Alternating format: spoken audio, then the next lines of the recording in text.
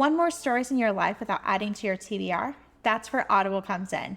I use it for the original novellas, the Plus catalog like Sheila Roberts' Veronica Speedwell series, and those audiobook sales that you can beat. Right now, Audible has a special offer for new and returning members. Click the link in the show notes to see what deal you'll get and start listening today. Hi, Sheila. Welcome to the Retro Nerds podcast. Thank you so much for having me. Oh my gosh. Wait, to spill the tea a little bit, we have been chatting before we started recording. And oh my gosh, I've been having so much fun talking to you. So on to this. Oh my gosh, I'm so excited to chat with you. I was telling you, I was like, I'm surprised we haven't talked before. But it's like long lost in relationship. Like we long lost friends. We just I like know, met. it's like, we oh my gosh, my sister from another mister. Well, Yeah. I mean, maybe I say more like my daughter, but anyway. So it is okay. Sheila, tell us a little bit about yourself. About myself, oh my. Well, I've been doing this since forever and I love writing. And I started out, as many people know, wanting to be a songwriter. And so I spent a fortune on trips to Nashville and songs demos. And by the time I was really pursuing this, we had 3 little kids and one of them handicapped. And my husband just could not wrap his mind around the idea of, let's all move to Nashville with no job and no money so Sheila can become a famous songwriter. And then I just sort of got this idea for a book and I just sort of stumbled into my writing career. That sold. And I remember my husband saying, why don't you stick with writing because you're actually making money at it? That's how that turned out. I still dabble in songwriting though. I still enjoy doing that. But this is where I'm supposed to be, I believe. And so I love that. And I know they talk about writers being introverts, and I'm kind of not one. I'm kind of the opposite end of the spectrum. Very people oriented, and I can only stand so much of my own company. And then I want to party. I want somebody to come over. I want somebody to play with me. I want to play games. I want to whatever, play tennis, go dancing. I'm not one of those. I just have to stay home and charge my batteries. And you know the difference between an introvert and an extrovert? You probably, yes, I'm sure you do. It depends because there's actually like a format. I'm like half and half. I'm a little bit, I need some alone time to recharge a little bit of time. Okay. But I need talking. I'm an extrovert. I send voice messages to my friends all day long. Oh, Like, I love that. I So need- you're a little of each. you yeah, know? I'm a little bit of each, but I know like some extroverts need like they get the energy from groups and people. And we just suck it out of everybody else. We just needs to be time away from people. And I'm going, but that's okay. We're all different, right? And that's what might be interesting. But yes, that's a little bit about me. I love this. I'm so glad that you started writing books. You know, a happy accident, and you have a career, and you have a longevity of career because you've been writing for some time. So it's not like a brand new thing. So Yeah. talk to us about your journey, like because you delve into different genre specifics and stuff like that. Talk to us about that journey of like going from that debut to where you are now. Yeah, I tried a lot of different things. Unlike a lot of my friends who kind of knew from the beginning what they wanted to write, I wanted to dabble in a lot of different things. And I started out writing Regency romances. They were kind of Regency, but the old-fashioned Jane Austen kind with some humor thrown in. And those were really fun, but I'm just not the best detail person. And hard as I would try to get my research right, there was always something that went wrong. And finally, it was like, okay, that Sheila is done. She's gone. Let's try writing in the time period you live in now. Probably will work better. And that has worked better. As much as I love historicals, I still love a good historical, but there is a lot of work that goes into those to making sure that your research is accurate. And I just don't think that's me. I mean, I can mess up enough writing something contemporary. I don't need to mess up history. That's what I like to do. And I've kind of evolved over the years. My roots were in romance, I'm a closed door girly. And so what I write now is a mix of women's fiction with some romance thrown in. Just life in general, because for most of us as women, our lives are multifaceted. Most of us are balancing careers. A lot of us have kids or husbands. Many of us are doing volunteer work. Our lives are full and busy. And so I think there is a lot that can be put in a story about women that is multifaceted, I guess is a good way to say it. So that's where I've evolved. Yeah, I love this evolution. I love the fact that we see The Man Next Door, which has a little bit of touch of mystery, touch of like women's fiction, romance in specific. Like you're blending the different genres, but you're still giving women an arc, like a character arc, like a story about it. relationship among mother-daughter, relationship with friends, relationship like multi-generational. And so that gives a rich tapestry to give you a story that's beyond just like one thing, one action, give you multiple plots and ideas. And I think we all in life, we all grow and change. And I think what makes a story so interesting is to see your character. She starts here and she needs help. And Yeah. then she conquers whatever is in the way and she grows into a better person. And I feel like that can be hopefully inspiring to readers too. Whatever you're going through, we're strong as women and we can conquer so many challenges if we remind ourselves we're capable of doing that and we get in there and work it. And sometimes I think fear can cripple you or it's lack of confidence. And I realize I do have a trend with a lot of my books. The heroines are always overcoming something and stronger by the end of the story. And I think that's an important message for us as women. Don't give up. Yeah. If you're in a bad spot right now, you don't have to stay stuck in the bad spot. You don't have to stick there with your wheels spinning. You can find a way to get out. And often we do that with the people in our lives, with our friends. I think it's really important to have community, whether that's your family, your sisters, or just your sisters of the heart. I think it's very important to have support when you're working on bettering your life. Not the Yeah. kind of support that says, oh, it's only money, go buy the Coach purse. The kind of support that says, remember, you're on a budget. That kind of support. Yeah. Yeah. Like you need to have trusted friends or trusted people to actually call you out on your thing and to actually give you the resources or the support system that you need or the little knowledge to either go make the phone call or go to the therapist or do what you need to do Yeah, or yeah. face that fear. I was talking to a friend. I was like, in my 30s, I was facing my fears. I was actually like embracing the idea. And I've stopped into my 40s and I'm having those conversations and be like, hey, maybe this is a good time to face some fears, like get out of your comfort zone. And I think reading allows you to see other people's experiences and allows you to heal and allows you to be reflected in your stories. And at the same time, to say, maybe if they can do it, then maybe I can do it. I love that. And yay for you for doing that and being proactive. The secret ingredient to our success or failure is usually us. Yeah. And just if anybody out there is listening and feeling discouraged, hang in there because you can, whatever you're dealing with, you can conquer it. Yeah. Yeah, you can. I think our mind can tell something, can tell us a story, and the reality is that we have what we consider wise mind and intuition or something that gives us a better place to land, a more soft Mhm. place to land. And sometimes we just don't have to engage with what our head is telling us, where it's like, you're not supposed to. I love that. Yeah, don't listen to that little voice. Listen to No. the wisdom that's available right there on your other shoulder. Yeah. So when you're writing this book, like the books and starting the character arcs, do you, in some ways, I hate to say this, or you put through a platter, like, do you know where the character's going, or the characters dictate where they're going, or they tell you, like, this doesn't fit me for what you think you're putting me in the situation and based on this character arc? Because I think with women's fiction, you have to understand the characters' Mm. motivation and sometimes their personality and their strengths and weaknesses, and they can dictate how they're going to interact with other people or other experiences, and hopefully in the end how they get stronger, because not every character gets strong in the same way. That's true. And I always laugh with people saying, oh, my character told me this and told me that. I'm going, no, my characters don't get a voice. I rule that world. I am telling you what you're going to do, what you're going to learn, who you're going to be, and who you'll be at the end. So I am just a big believer in being in control. But maybe that's one of the things I like about writing because it's the one place you can be in control of everything. And I think that's kind of a cool thing. So I do like to plan, not that I plan every single little scene ahead of time, but I do a detailed synopsis. I kind of call it the spine of the story. I've got the spine, so I know what my beginning is, I know where I'm going, and then I can put the body on that as I go along. I can flesh it out, I can add more to my character, but I feel like it's really important to kind of have an idea where you're going. It's like if you're going on a trip without your Maps app, you might never get there. And so for me, kind of doing some pre planning, figuring out what the gist of my story is, that's my maps app for my story. And so I'm a big believer in that. I know some people know I don't want to do that. I just want to be surprised as I go along.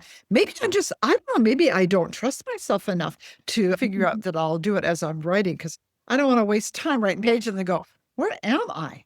So I like to kind of have an idea of where I'm going. That's me. I know every author's different. Every author is different. I've asked this question hundreds of times, and every author has their own formula, their own way, their own Yeah. experience. And it's sometimes it's just where you are, and sometimes the book dictates where the plan is going and what you're trying to do. And so I think it's allowing yourself to own your own process. I think it's helpful to listen to authors talk about their process and take what you like and leave the rest.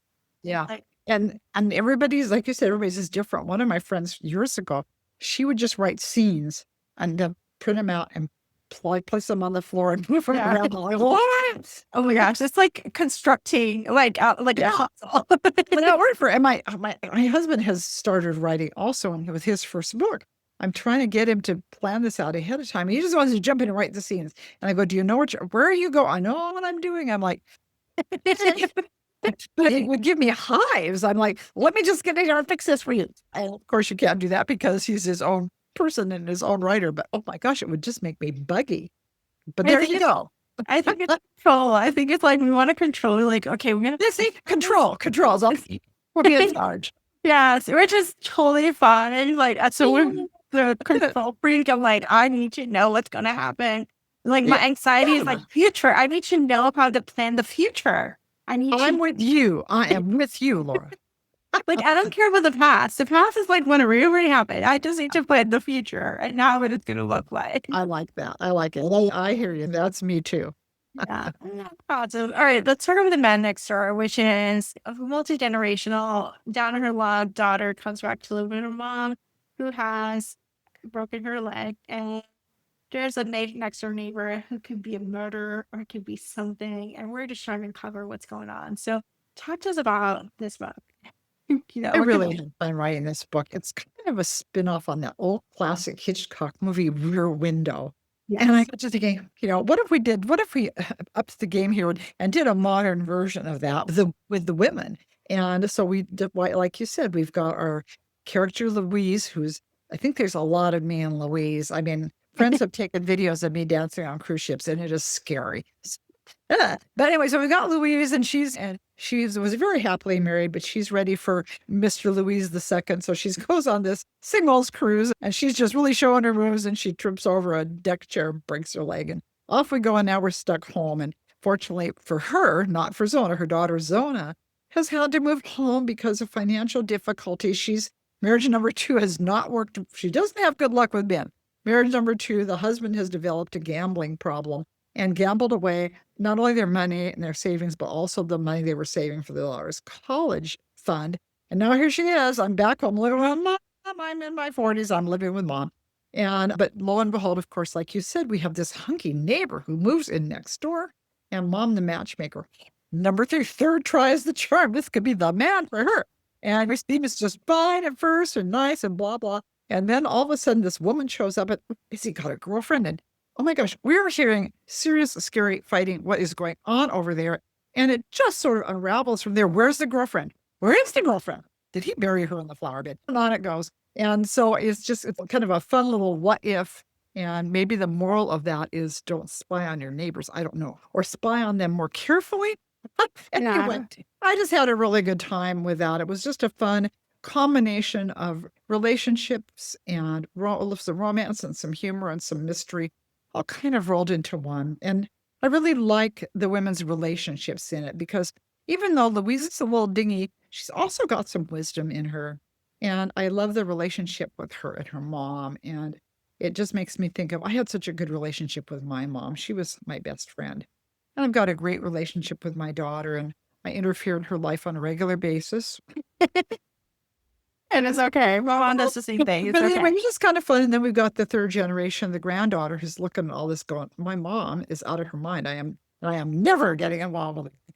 And so it's just kind of fun to watch that 3-generational thing. And I like whenever it's possible, not all the time, but a lot of times to be able to put more than one generation in a book because we love a good love story. And especially when you're young, oh my gosh, it's all about love. But then when you're older, it can still be all about love. And I've heard from several older women and middle-aged women going, hey, thanks for including me in a story because life doesn't stop just because you turned 40 or, it keeps Or going 70 on. or 80. Like, Yeah. let me tell you, when I was in a pandemic, my boss's 80-year-old mother-in-law was stuck in the nursing home and she was living her best life. Oh, She got married again. She wanted oh, to I get love married, that. like, with her next door neighbor. Like, and they're like, they had a little COVID wedding and stuff. So it is okay. Like, it is fine. Everyone's having fun. Yeah, well, I'm not going to tell for you cute little hot youngins watching. I got to tell you, once upon a time, it's always a shock to look in the mirror because I keep thinking I'm 30 and a babe. And I'm going, what happened? Anyway, I tell people it's a little like when you're young, you're like the shell of you. You're like you riding around in a Maserati. And Yeah. as life goes on, the Maserati starts to break down. And then pretty soon you're riding around in this beater. And I'm going, oh, I don't end up in a beater because I'm still me inside the beater. And I think that's just kind of how it works. Our spirits stay eternally young. And I think it's no matter what your age, the idea of living life to the fullest is going to stand you in good stead. Whether you're young and afraid to jump out there and start your life, go for it. If you're older and you're thinking, my life is done, no, it's not. I'm just a believer, whether you're riding in a Maserati or a junker, you just drive that thing and you go for it. Yeah, I think it's also like I think there's the idea expiration date, and I'm in the middle age at this point. And it's like there for a long time, it's like I remember in my 20s, I was like, I'm gonna turn 30 in so many years. And I was so afraid. And then when I Yeah. turned 30, I was like, oh, this is great. And then when I turned 40, which was like the space where I was like, what is happening? I was just like, no, it's even better. Like, there's something about age. There's something Yeah. about the idea of wisdom that you get. You let go of the hang-ups that the youth have. You let go of the space of like, we're not sure like what I'm meant to be doing or what society tells me to do. As I was telling you, I was like, I'm happy to be single, free, no men, having my best life possible. And it wouldn't be possible in my 30s. And I had to walk through that process to understand. And I can imagine when I turn 70 or 80, I'm just going to live my best life possible with my friends and have my, Absolutely. like, it's not, I think there's so much to look forward to, but we're so afraid for I it. know we shouldn't be. And you're entering into your power years, frankly. Yeah.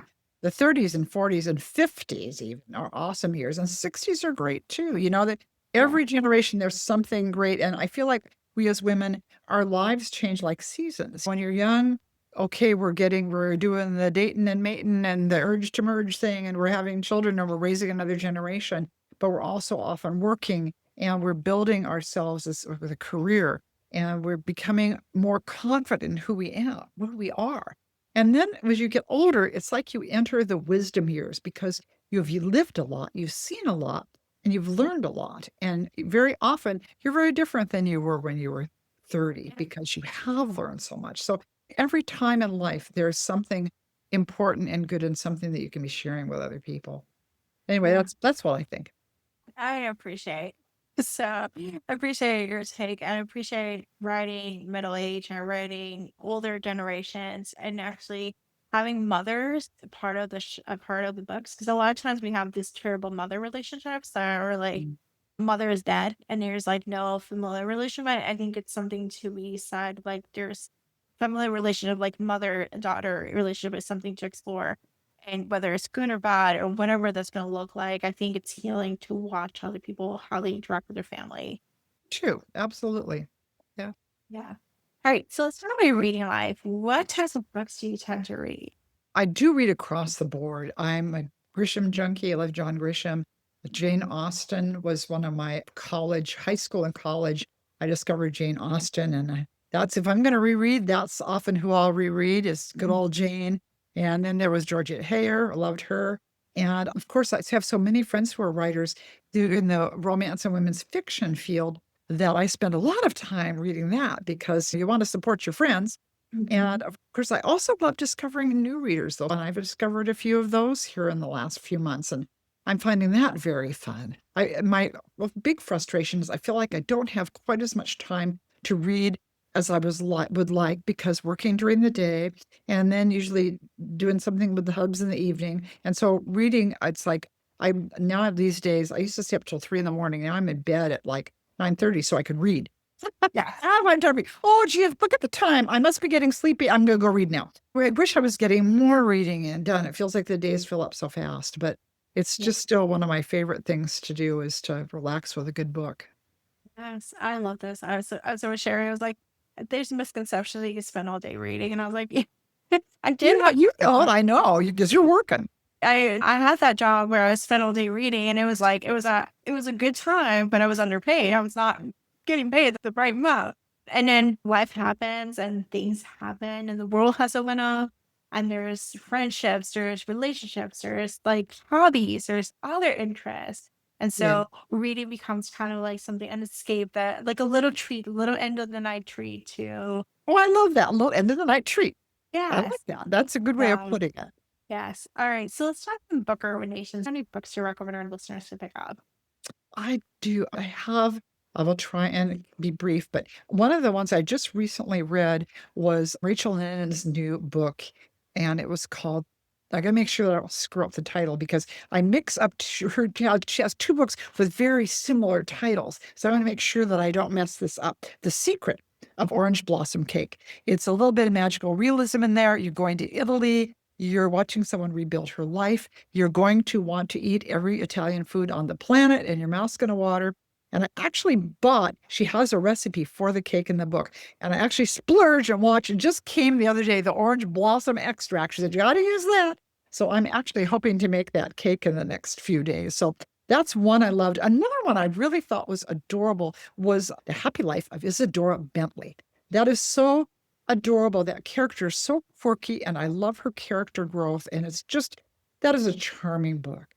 And then one other, if we have time, this is one I recently read with my book club. It's called Culpability. And it starts with a family. They're in a self-driving car and they get in a car accident.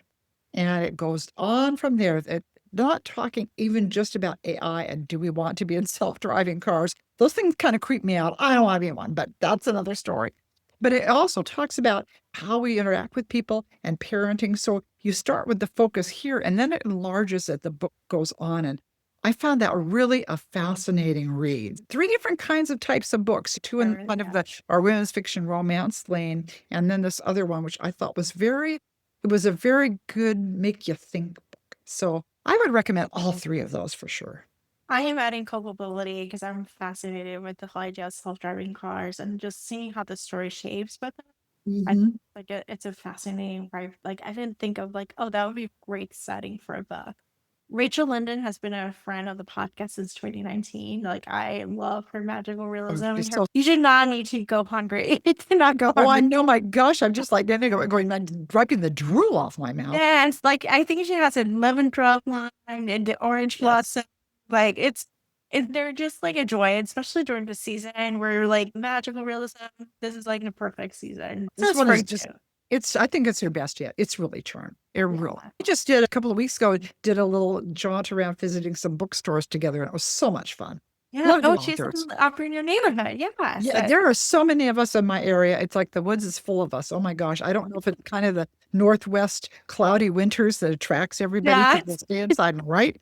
I don't know, but there are a lot of us out here and it's great fun. We all try to get together whenever we can. But anyway, it's very fun. So those 3, if you're looking for 3 really good books, those are my top at the moment. There'll be more, of course, but right now, my top 3 recommendations. I love this, Sheila. Tell us where to find out why. I am all over the place, but my website, www.sheilasplace.com, that's my website. And I hang out on Facebook and Instagram and a little bit on TikTok. And yeah, I hope people will come and hang out with me. We're always doing something fun online. Love to have a good time with readers, love talking with readers and meeting readers. And also meeting wonderful new influencers like I've had a chance to do today with you. That's been really special. Awesome. Thank you, Sheila, for being on the show. Thank you. What refund. Thank you for having me. Thanks for listening to the What to Read Next. For more book lists, cozy reads, and library tips, visit the whattoreadnextblog.com. Your next great read might be waiting there. Are you an author, publisher, or book-related business looking to reach passionate readers? What You Read Next podcast is a perfect place to connect with an engaged audience of romance and mystery lovers who are always on the hunt for their next great read. Now, we're offering sponsorship opportunities. Whether you're launching a new book, promoting an upcoming release, showcasing a bookish product or services, we can help you get the word out. Let's work together to bring your books or businesses to readers who are ready to discover something new.